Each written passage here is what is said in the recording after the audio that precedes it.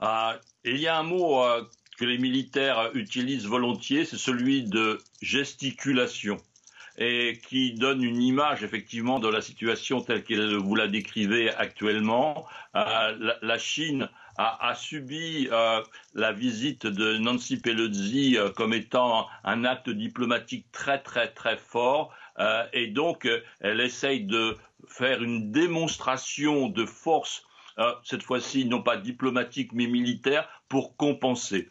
Et donc il s'agit effectivement pour elle, au cours des quelques jours à venir, je crois que c'est annoncé jusqu'à dimanche, eh bien de faire une présence militaire tout à fait accrue, des tirs effectivement réels mais qui ne sont pas destinés à atteindre l'île de Taïwan. Je me permets de vous couper, Gérard Vespierre, parce que maintenant j'ai presque envie de dire il y a une jurisprudence, une triste jurisprudence, c'est le conflit ukrainien. C'est-à-dire que pendant des semaines, vous aviez l'armée russe qui était aux portes de l'Ukraine, on disait c'est de la gesticulation.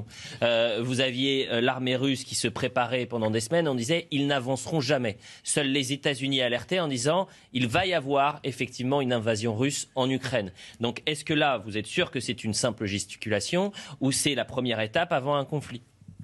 Alors il y a une formule philosophique célèbre, n'est-ce pas? Comparaison n'est pas raison.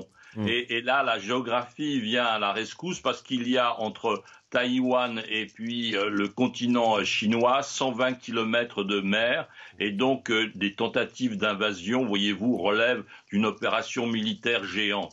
Et donc la Chine n'a nullement l'intention de se lancer dans une aventure de cette ampleur. Il lui faudrait réunir des moyens qui seraient facilement détectés dès qu'il y a 3 navires militaires chinois qui se regroupent. Et bien sûr, les satellites américains les repèrent. Donc on est loin, loin, loin, loin, et à la fois de l'action et loin, loin, loin aussi de la volonté chinoise. Votre décryptage est rassurant.